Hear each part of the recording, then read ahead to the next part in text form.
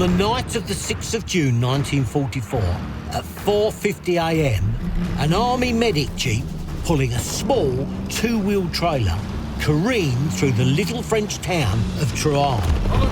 It was under blistering attack from a garrison of Panzergrenadiers that had set up their headquarters there. This really was a mission that was so desperate and so vital that should it have failed, it could have caused hundreds, if not thousands, of deaths at the landing beaches. But on board the jeep, there were no medical supplies, or indeed medics. All had been replaced by 7 parachute engineers with half a ton of explosive. Their objective, to blow a bridge that was a crucial crossing for a German counterattack. Some people think that D-Day started with troops on the beaches, but actually it started hours before. These dangerous special operations were designed to hamper the enemy's response to the landings that were yet to come. This is the remarkable true story of Major Tim Roseveare and a heroic band of 7 parachute engineers. By the end of the night, sadly, some would be captured and killed, but their legends still live on to this day. They were the Demolition Men of D-Day.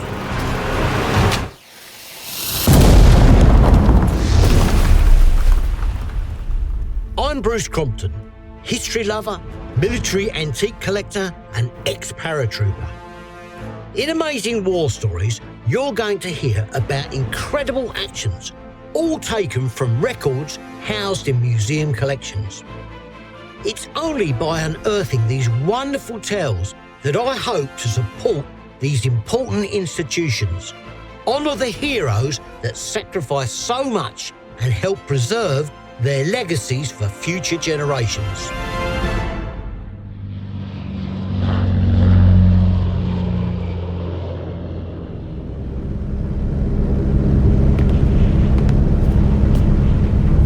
Major John Roseveare, known by his friends as Tim, stood in the doorway of the Dakota and looked out at the French landscape sliding slowly beneath them in the darkness.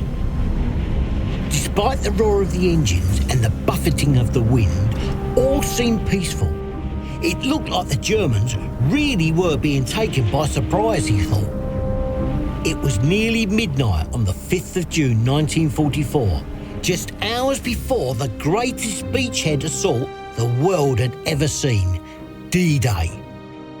High over the channel, over 1,000 planes filled the night sky, each filled with parachutists who were going to jump behind enemy lines and hamper the German response to the Allied beach landings. Every man knew that if they failed in their objectives, they would become prisoners of war, or worse. It was a one-way ticket, do or die. The story I'm about to tell you is one of the most incredible tales of valour and perseverance I have ever come across. Being an ex-para, I know how much courage it takes to throw yourself out of a plane. My last jump literally almost killed me, but these men were doing it at night whilst being shot at and were dropping right behind enemy lines. Dr. Chris Mann, the head of the Department of War Studies at the Royal Military Academy Sandhurst, explains the importance of D-Day. The Normandy landings, better known as D-Day, was the return of Allied forces to northwest Europe and the opening of a land campaign by Anglo-American forces, which it was hoped would lead to the final defeat of Nazi Germany. The British, and certainly Prime Minister Winston Churchill, had always had their reservations about such an undertaking, wary of the losses it might entail. However, the American determination that this was the most straightforward route to victory, and given US preponderance in the Western Alliance, the British recognised the need for an invasion. Thus, despite Churchill's enthusiasm for campaigns in the Mediterranean and Norway, Anglo-American planning had been working on the presumption of a return to France since July 1943. And whatever Churchill's misgivings, the British, American and Canadian armies would return to the continent under their American Supreme Commander, Dwight D. Eisenhower, on the 6th of June 1944. So the scene was set. Remember, everything you're about to hear is true, no matter how extraordinary it sounds. The Major's Dakota was packed with men from the 3rd Parachute Squadron, Royal Engineers. Tim was a man that led from the front, and he was renowned for his great sense of humour, continual enthusiasm and his dashing looks. He was the archetypal, public school educated British officer, complete with moustache. His men loved him. At that moment, next to the plane, a flat shell erupted in the sky. The Dakota violently swerved to avoid being hit. Major Tim was suddenly flung from the door, but he just managed to grab the door frame and pull himself back in. The men inside looked on with disbelief and some amusement. Losing their officer in this way wouldn't have been a good start to things. A few minutes later, beside the door, the red light switched on. The already rattled Major looked concerned. The terrain below looked unfamiliar. He shouted to his men to have their wits about them. It looked like they were about to be dropped on the wrong landing zone. There was absolutely nothing they could do about it, however. Come on, man! They were aboard a huge train in the sky, and its direction would change for no man. A good friend of mine, Phil Campion, also knows exactly what it's like to jump out of a plane in combat. He's an ex-para and served in the SAS for 5 years on several operations worldwide. I hate your jumping. It's a really, really scary, insane, unusual environment. I like to stay focused on the loadmaster. See what he's up to. In the back of my mind, I know what I'm doing. I've been trained 100 times. Red on. Once that red light comes on, there's no turning back. You know you're going to come tumbling out the side of that plane. You're at 800 metres. 1,000, 2,000, 3,000 check canopy. You've looked up. That's not a lot of time. You've got to ensure that you've got a canopy.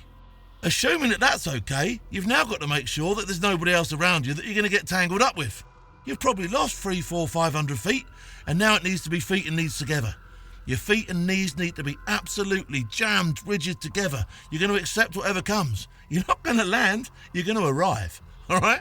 So in that 800 metres, you've got everything to take in that could ultimately decide whether you continue with this task or not once you get on the ground. At exactly midnight, the green light came on, and without any more time to think, Roseveare threw himself out the door.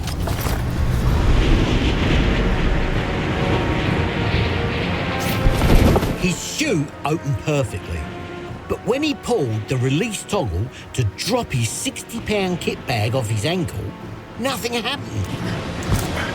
The bag, packed with engineering equipment and explosives, wouldn't budge, and instead of hanging from a 15-foot rope, it remained attached to his leg. This was going to end with a broken ankle, he thought.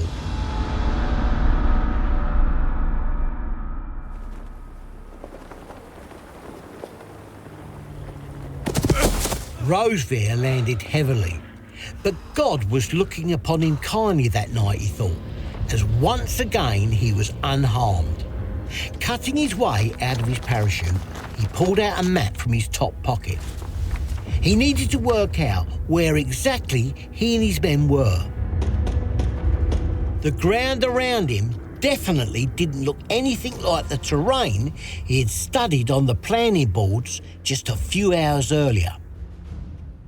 If you want to see those boards or one of the maps that the parachutists had on them that night, do go and look at the display in the Airborne Assault Museum at Duxford. It's a brilliant small museum and really worthy of all our support. I've spent many a happy hour looking at the artefacts and talking to the curators. Anyway, if you get a chance, do visit it. It's a great day out. Details of how to find it are on our show notes or on our website, amazingwarstories.com. The Deputy Curator of the Airborne Assault Museum, Ben Hill, told me what Major Tim Roseveare's mission was that night. D-Day was an immensely dangerous and difficult task, as you can imagine. It involved landing thousands of troops into occupied and well-defended country, France. The Allies knew that the Germans had heavily fortified the western flank and placed panzer divisions right down the length of Normandy. It was vital, therefore, that these soldiers were not allowed to reinforce the beaches, as the main Allied assault force landed there on the 6th of June. Roseveare's group was entrusted with blowing up the 3 bridges that crossed the River Dives, 2 at Bures, 1 at Troarn, which would in turn cut the main routes from Caen towards Le Havre. If he was successful, it would completely cut off the German counterattack. Around the Major, parachutists and gliders still continued to rain down around him. The ground the men landed on was a mixture of woods and marshland, and sadly many parachutists drowned or got stuck in the trees. However, the 3rd Parachute Squadron had at least landed on firm ground. Still disoriented, Roseveare felt some relief when he saw the familiar figure of Company Sergeant Major Bob Barr coming towards him. Sir. The last time he'd seen him, Barr was drifting towards a wood. The CSM saluted smartly and gave a situation report informing the Major that he had indeed landed in a tree but had escaped unhurt. Most men had seemed to land safely as far as he could tell, although there were some casualties. However, there was also bad news. Not only were they definitely in the wrong place, the 2 Horsa gliders containing their equipment were nowhere to be seen. Roseveare couldn't understand how such a mix-up had occurred, but the sergeant pointed out the reason why. Although they were definitely at the wrong drop zone, they had landed right on top of the correct homing beacon laid by the Pathfinders. It wasn't the Dakota pilot's fault. The beacon was right, but frustratingly, it had been dropped in the wrong place. The men searched the field for their containers, which had been dropped with them. Each had a light fitted so they could be seen in the darkness, but even so, it was hard with troops from every formation in the division milling around trying to locate their own officers and equipment. It was utter chaos. Overhead, a Sterling bomber, completely on fire, passed in an easterly direction. There was a distant crunch as it crashed a few miles away. The men on the ground watched it fly over, and a sense of urgency grabbed them at the sight. This was real war, and their lives were in danger. No. That has just made it real. That has just lit the paper. That has just said to me, wow, this is on. This is on like Don Juan, and it's happening now. They would have been under no illusion whatsoever. You are now in an extremely dangerous place. It's do or die from here on in. Sergeant Barr had calculated where they were, and Major Roseveare knew he had his work cut out. They literally were 4 miles away from their original drop zone, where he presumed their main equipment was. The bridge objective was several miles further on from that. Undeterred, Tim assessed the situation in front of him. CSM Barr had gathered around 50 men, including 5 officers, and they set about stockpiling all the equipment and explosives they could find. Luckily, the men had managed to find roughly 3,000 pounds of explosive, which sounds a lot, but was several tons short of what they needed to blow the bridges. The only bright side was that Barr and his men had also located several folding trolleys in which they stacked the incendiary devices on. Carrying the charges on top of all their weaponry and engineering equipment wouldn't have been fun. A lot of people have said to me over the years, why do paratroopers need to be so fit? You can't jump on top of the enemy.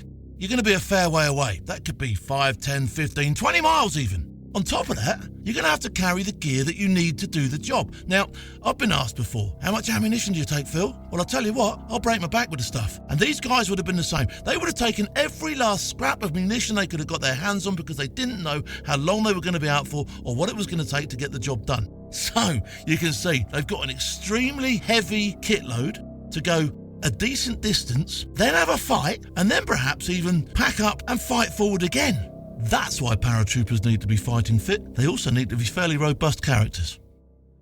Heavily laden, they set off on a long march through the fields and hedgerows of Calvados.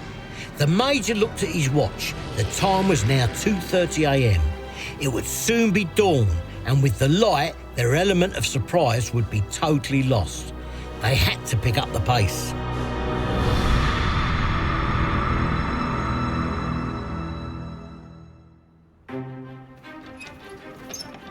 Over an hour and a half had passed since they set off from the drop zone. Progress was slow as some of the men had been injured in the drop, and pulling the trolleys along the uneven roads was tough going. As the motley crew made their way down the high-sided country lanes, they suddenly heard the whine of a vehicle. The soldiers climbed into the hedgerows and cocked their weapons. And out of the gloom, Roseveare saw a Willys Jeep coming towards them. Stepping out into the road, he flagged it down. The driver was a Scot, Lance Corporal Young of the Royal Army Medical Corps. The fully laden vehicle, brimmed with medical supplies, was heading to a field dressing station which was being set up at Le Mesnil. Roseveare immediately took command of the vehicle and ordered his men to unload all the medical equipment. The young corporal was exasperated, but the Major had a plan. He ordered all the explosives to be piled onto the Jeep and trailer, and all the medical supplies to be offloaded onto the trolleys to be pulled by the men. He hoped the lighter load of medical equipment would help improve their pace. The Jeep was piled high with nearly 1.5 tons of explosives, and once the men had completed their transfer, they all set off again. With Roseveare taking the wheel, the Jeep crept slowly off, keeping pace with the foot soldiers. Driving a Second World War Willys Jeep is not the same as jumping in a Range Rover today. It was a rickety piece of kit. And although there was over 500,000 of the things made, you still had to bear in mind that the driver needed to keep this thing going in a straight line. People needed to be operating weapon systems and making sure that was all up to scratch, and somebody had to tell them where they were going. So everybody would have been focused on what they were doing, and probably well to do so. Because if you'd have actually sat there and seen what the thing was doing and bumping from side to side and throwing you around, you'd have got pretty sick of it pretty quickly. They slowly passed through 2 villages, Hérouvillers and Esquiville, the men continually on edge, suspecting an attack from the Germans at any second from the old French buildings. But if there were any Germans billeted there, they didn't want to show themselves. Roseveare had a vision of them pulling up their bedclothes, not wanting to get out of their warm beds and confront the paratroopers. Whatever the truth was, this ragtag group of men, accompanied by the Jeep, was making painfully slow progress. The going was excruciatingly tough, especially for the men that had been injured in the drop as they climbed the hill towards the forest called Bois de Bavon, an important strategic high point in Normandy. Finally, they reached the crossroads by the edge of the wood. Roseveare called a halt to proceedings and put part 2 of his plan into action. Okay, guys, let's stop here. He ordered the majority of the men of the 8th Battalion to dig in with the medical supplies and await events. He then sent Captain Tim Jukes with the bulk of the remaining sappers to take some explosives and proceed on foot to blow the 2 bridges at Bieur, a few miles to the south. Meanwhile, Roseveare ordered his trusty Company Sergeant Major Burr, along with Lieutenant David Breeze and 4 sappers, to climb on board the Jeep. They were going to blow the bridge at Troarn, the furthest of their objectives. With all the remaining explosives and extra men, there wasn't much room on board. So Roseveare asked one of the sappers, a machine gunner called Peachy, to sit on the trailer instead and guard the rear with his Bren. The Bren gunner was paramount to the survival of this patrol. And don't forget, he was sat on a great big pile of explosives. Now that's dangerous enough on its own, and probably enough to put a lot of people off. He had no time to think about that. He's got to think that actually there might be somebody willing to shoot at him now and set this whole thing off. And if they did, it's game over. They're all gone. The whole lot of them, and probably a few others besides. So his job was basically to sit there and make sure that nobody had followed them up, and that in his arc of fire, nobody put rounds down which would compromise their patrol. The Jeep was so overladen with men and explosives, the Major could barely get 30 mile an hour out of it, and its handling was atrocious. They had no time to spare, however, as they were already desperately behind schedule. So with the pedal to the metal, the Jeep shot down the hill toward Troarn, and certain glory or certain death. If you want to see an identical Jeep and trailer to the one the men were in, there is one just outside the Airborne Assault Museum. It really brings it home just how full up the vehicle must have been. The time was now 4 a.m. Roseveare and his men had about an hour left before dawn. It was imperative that they got to their objective, as intelligence stated that the village of Troarn was the command post for the 5th Panzergrenadier Regiment, headed by Oberleutnant Brandenburg. This unit was part of the 21st Panzer Division, a highly trained and experienced outfit who'd respond immediately to any hint of an invasion. As they shot down the country lanes, the Major barely had the Jeep under control. The men on board were clinging on for dear life. Unsurprisingly, it wasn't long before they encountered their first setback. Flying around a bend just on the approach to a village outside of Troarn, they suddenly crashed into a barbed wire roadblock. The wire got entirely tangled around the Jeep's axle. They were going nowhere. The Major slumped over the wheel in disappointment. The mission seemed to be over. But just then, one of the plucky sappers, Lance Sergeant Irving, produced a pair of wire cutters from his combat ploughs. Apparently, he had borrowed them from the 8th Battalion suppliers, so he could deal with telephone wires during the assault. The explanation seemed dubious to Roseveare, but nevertheless, he was overjoyed, even if the cutters were blunt, meaning it would take an age to free the vehicle. Company Sergeant Major Burr ordered the remaining men to set up a defensive perimeter. Over there. You take the flank. As the light-fingered Irving got to work, it was particularly gloomy, and the high hedgerows made it difficult to see. One of the sappers switched on a torch to see better, and before Barr could react, a shot rang out. Turn it off, man. Luckily, nobody was hit, but they knew that they'd now been spotted. Where the German was, no one knew. Perhaps he'd gone off to get reinforcements. After what seemed an eternity, 20 minutes later, the wire was now free from the Jeep. Roseveare quickly ordered the men back in. They had to get going before the whole German army came crashing down on them. Let's get going. Racing along once more, they soon reached the edge of Troarn. Pulling over, the Major thought it wise to do a quick recce. It was only then that they realised they had left Sapper Moon behind. What had happened to him, no one knew. Had he been hit by the German? Pushing this to the back of their minds, Lieutenant Breeze and Sergeant Irving went forward to see what lay ahead. As they both peered around the corner of a building, Roseveare saw a German heading straight towards them on a bicycle from the other direction. The men hadn't spotted him, and frustratingly, the sappers on the Jeep were waving their arms, silently trying to attract the attention of Breeze and Irving. Breeze. Irving. It was no use. Roseveare realised he was going to have to deal with the guard himself. Grabbing his knife, he got out of the Jeep, but it was too late. The German soldier started shouting at the top of his voice, and dropping his bicycle, he raised his rifle at the men. Halt! Simultaneously, the Major had no option but to shout Look the other way! to his men. Finally spinning around, Lieutenant Breeze saw the danger and shot the German dead with his Sten gun. The cat was now truly out of the bag. Losing surprise is not the end of the world, but it does put you on the back foot. In the SAS, we have a mnemonic: speed, aggression, and surprise. Now, losing one of these when you've still got the other two still leaves you in a position where you've got a ticket to the party, but you're going to have to gate crash a little bit. Once they had lost their surprise, well, they still had speed and aggression. Quick and violent actions can cause an enemy to hesitate or become paralysed with fear.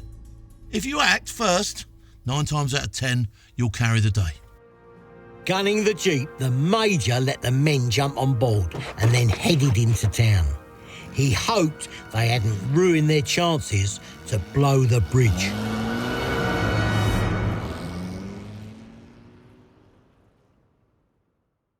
Hello! I hope you're enjoying this episode of Amazing War Stories. I'm Ed Sayer, co-founder and producer of this show, and I just wanted to tell you about our new website, amazingwarstories.com. Inside, you can find out more about our podcast, take a deep dive into some of the weapons and equipment used by our heroes, or you can sign up to our awesome newsletter, where we give you the lowdown on military museums, host fun reader polls, and of course, feature little-known amazing war stories that Bruce and I have come across during our research. So after you finish listening, please take time to visit. And if you think you have an amazing war story you'd like us to feature, then do get in touch. Just click on the link on our show notes. AmazingWarStories.com, the home of military heroes. As they turned the corner, all hell broke loose. Germans were pouring out of doorways and opening windows. It seemed like a statistical impossibility that they would make it. All it would take is one single German bullet to hit a detonator on the Jeep, and then boom, it would be good night Vienna for all concerned. Suddenly the air cracked like thunderclap as Peach's Bren gun opened up. All around them, bullets whizzed past the Jeep, miraculously missing the occupants. Sergeant Major Barr and Lieutenant Breeze opened up with their Sten guns, as did Sergeant Irving and Henderson. The rest hung on for dear life as the Jeep snaked around the road, Roseveare barely keeping control. Ahead, a German stepped out with an MG-34. The Major decided to drive the Jeep at him and forced him back into the doorway. If he'd managed to open fire, they would have been finished for sure. As they sped past, Peachy fired the gun into the doorway for good measure. But they weren't out of trouble yet. It seemed from every window and every doorway, more Germans appeared, each taking pot shots at them. Bullets flicked on the Jeep and on the stones around them. The noise was deafening. The vehicle wouldn't go any faster. Peachy was firing like a madman, trying to keep the enemy at bay. Then the German with the MG-34 reappeared. He ran into the middle of the road, braced himself and opened fire. It looked as if it was going to be the end of the road for Roseveare. It's a strange place to be under fire. Your whole world is tipped upside down. A pound isn't worth a pound anymore on the battlefield. Survival is your only instinct. One of the things that sticks out to me is the noise. And the noise in this particular instance would have been incredible. A built-up area with rounds shattering the silence, the whole kit and caboodle going off like Chinese New Year. It would have been absolutely overawing. And although it seemed like Roseveare and his men had lost the initiative, I think it was the opposite. From the Germans' point of view, he was laying down effective enemy fire, which would have prevented them from taking aim and would have kept their heads down. Takes a cool head to be able to retaliate. But luck was with them once again. The main road out of town suddenly dipped down, causing the deadly bullets from the heavy German machine gun to go high over their heads. However, the steep road also meant the Jeep was going even faster. Roseveare didn't hit the brakes, but he knew he had practically lost control of the Jeep. It was dangerously snaking from side to side as it flew down the road, its engine screaming in the darkness. The Major fought the steering wheel, first one way, then the other, as the men were being thrown around. The trailer perilously close to jackknifing and breaking off. Then there was a bang as the trailer hit a curbstone. Peachy was thrown clean off and went crash into the ground. The others looked back in dismay as they saw the Germans in hot pursuit running down the hill towards him. But they couldn't stop. The last they saw before they turned the bend was the gallant sapper standing in the middle of the road with his hands held high above him. Sadly, they would never see him again.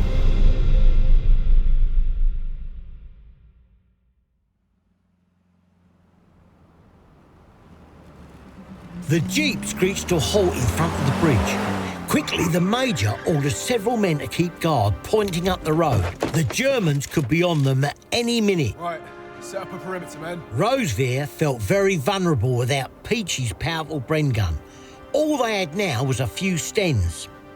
The Sergeant Major quickly got to work unloading the jeep and trailer of the General Wade-shaped charges. These General Wade-shaped charges were exactly the right explosives to use. They didn't have time to go around this bridge measuring it up and putting pieces here and pieces there and sticking this here and putting that on top of that. No. They needed something shaped that would direct the charge in one direction and cut this thing straight in half. A line of these in the right place, boom, it's all over. The thing comes down like a stack of cards. The men laid the explosives on the ground across the expanse of the bridge from parapet to parapet. Lance Sergeant Henderson wiring them together with Cortex detonating cable and linked to an igniter. The whole job took less than 5 minutes, whilst the rest kept a lookout for the approaching Germans. None came. The explosion rang out in the dawn sky, reverberating around the valley. Any Germans who weren't aware of what was happening would surely be awake by now, thought Roseveare. The Wade charges had cut a hole right through the bridge. Whilst the main support of the crossings was still standing, it was completely impassable, the road through the middle having been completely blown out. The sappers were jubilant. Roseveare less so, however. The mission may be accomplished, but they were still miles behind enemy lines. It was now 5 a.m. Dawn had started to break and they had just lost the cover of darkness.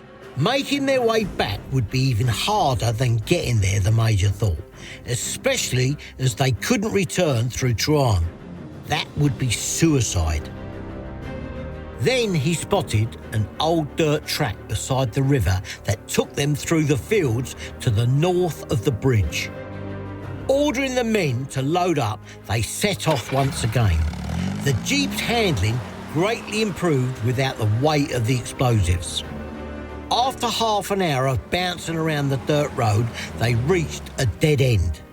The exhausted men would have to continue on foot. Okay, men, let's get out. Progress through the French farmland was slow and extremely perilous. They had to be almost overcautious. Without much ammunition and limited firepower, they needed to avoid the Germans at all costs. Hugging the hedgerows and staying off the roads as much as possible, they soon found themselves swimming across the different streams and tributaries of the Dives River. Ironically, blowing the bridges meant there was no easy way back to their HQ. At this stage, you've completed your mission. And there's going to be an element of people thinking, I'm in the Glad to Be Alive club here. We've done this. Now, this isn't quite true. Now, they're going to have to work out how exactly they're going to extract and get themselves back to safety. At the other side of the Bois de Bour's woods, Captain Dukes and the other sappers who had been sent by Roseveare to blow up the other 2 bridges had reached the first of their objectives. Unlike Roseveare, their journey had been totally uneventful, except for finding a semi-submerged Horsa glider smashed into the river. Inside there was a survivor, a pilot, but both his legs had been broken and he couldn't free himself. There was also a jeep and a 6-pounder anti-tank gun stuck inside, but these were impossible to get out. Jukes and his men managed to free the pilot and blow up both bridges, pausing before the second bridge was destroyed to allow a French farmer to drive his cattle across one last time. Jukes evidently felt there was still time for gentlemanly acts, even in war. Ironically, at around 9:30 a.m. and on the other side of the valley, Roseveare also met a French cattle farmer who was milking his cows. I'm sure it must have been a different chap, but if it wasn't, he must have been really tired of running into British paratroopers. As the Major emerged wet and bedraggled from the hedgerow, the French farmer raised his hands. Roseveare, ever cheerful, told the farmer to put them down. He had been liberated, he explained. Much to his shock, and with language we can't repeat, the French farmer evidently wasn't so happy at the thought of becoming free. Back at the temporary HQ at the crossroads of Bois de Bourse, Captain Tim Jukes arrived back and reported to Lieutenant Colonel Alistair Pearson, a soldier who was later described by the Prince of Wales as one of the greatest leaders of the Second World War. There was still no sign of Roseveare or any news as to whether the bridge at Troarn had been blown. The commanding officer instructed Jukes to take a detachment and ensure it was destroyed. This time he would ensure there were enough men to do the job. Placed under his command was a platoon of paratroopers under Lieutenant Brown, a jeep and trailer carrying Lieutenant Tony Wade, 6 sappers and 40 demolition charges. They would also be accompanied by 2 detachments of Royal Engineers, a protective detachment under Sergeant Shrubsole and a rear guard under Lieutenant John Shave. Jukes and his mob, well, yes, they were going to put themselves back in a little bit of danger. Of course the Germans are going to be up, and they're going to want to know what's gone on, and they're going to send people down to that bridge, and you're going to pitch up. It's the golden rule. You don't revisit the crime scene, you get yourself out of Dodge. Now in complete daylight, the captain and his team moved through the Bois de Bavent before proceeding south along the road to Troarn. 400 yards from the village, Lieutenant Wade's sappers and Lieutenant Shave's engineers were ordered to occupy a firm base to provide covering fire for the other paratroopers to advance into the town. I can only imagine how shocked the Germans must have been, being the focus of so much love from the British airborne units. As Sergeant Shrubsole's group circled the church, they were suddenly fired upon. There was a machine gun post inside a nearby house, but a brief firefight resulted in 4 enemy soldiers and their officer being taken prisoner. Shortly after, they were fired upon again by a stronger force, but Brown's paratroopers and engineers charged the buildings. Their decisive actions accounted for 2 enemy dead, 4 wounded and 15 prisoners. Troarn had finally been liberated. The French locals were ecstatic, and it wasn't long before wine and brandy started to flow in appreciation of the paratroopers. Facing no further resistance, Jukes ordered Lieutenant Wade's demolition party to blow the bridge. But of course, once they reached it, they discovered that Major Roseveare had already beaten them to it. Wade estimated that Roseveare had demolished between a 15 to 20 feet section of the bridge. But seeing as he'd come all this way, he wasn't going to leave without making the hole even larger. For the second time in just a few hours, there was another terrific explosion at the bridge. Wade's sappers had doubled the size of the hole for good measure. Whilst Jukes and his men were enjoying the hospitality of the locals of Troarn, who plied them with food and wine, Roseveare and his weary men finally arrived at Bois de Bourse at around midday. The 5 men must have been gasping for a drink and a bite to eat, I imagine. It was a terrible irony that all the cheese and wine in the area was literally back where they had just come from.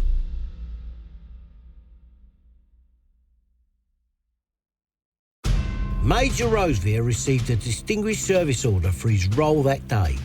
A DSO is second only to a Victoria Cross, the highest recognition in the British military, and is awarded for conspicuous gallantry and devotion to duty.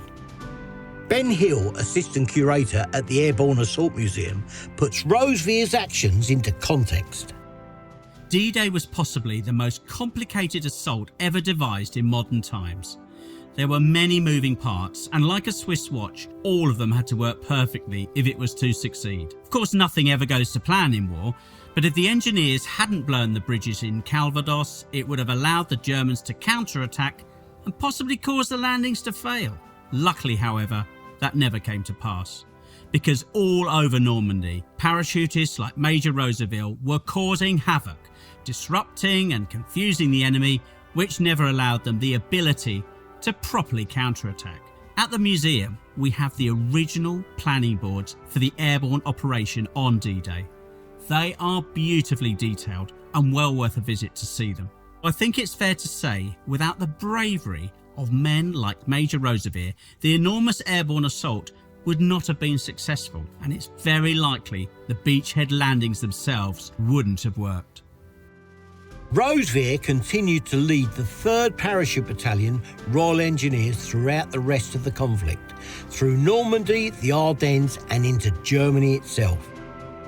He survived the war and became a civil engineer and continued to be highly decorated, being awarded the prestigious James Watt Gold Medal of the Institution of Civil Engineers. The irony is that after the war, Major Tim spent most of his life building bridges instead of blowing them up. Amongst the major projects on which he worked were the Kotri Bridge in Pakistan and the foundations of the Bosphorus Bridge in Turkey. He retired in 1982 and settled near Bath, where he lived until the ripe old age of 86. There is a permanent memorial for Roseveare and his men by the site of the bridge outside Troarn in Calvados, Normandy. You should visit if you get a chance. It's a beautiful part of the world. Major Tim's right-hand man, Sergeant Major Bob Barr, also survived the war, and after he was demobbed, he joined the Territorial Army Airborne Division. He stayed with the battalion until 1957 and was probably the oldest man in the TA still jumping. He died in 1995, aged 83. Sadly, Captain Tim Jukes, the officer who blew the 2 bridges at Burrs and who led the second attack at Troarn, died just 3 weeks later. He was killed by a mortar shell which landed by his jeep. His loss was keenly felt by his men. One final word from Phil. It's with massive pride that I wore my red beret. And like these guys, I wasn't Parachute Regiment, I was Princess of Wales's Royal Regiment. We happened to be 5 Airborne, and I happened to do P Company and pass it, and was awarded not only my beret but my wings. And I wore them throughout my career with massive, massive pride.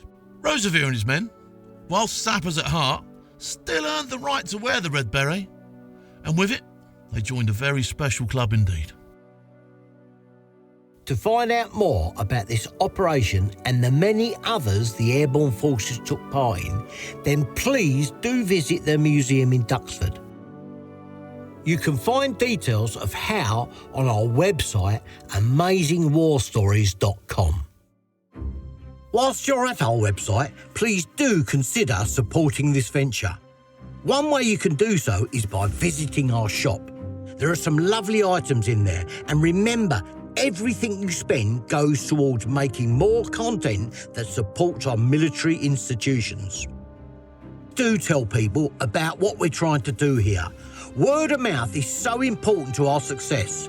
Another way of helping is to take the time to rate this podcast and hit the plus button, which will notify you each time a new episode is released. This helps new listeners find the podcast. The more people that discover us, the longer we can continue.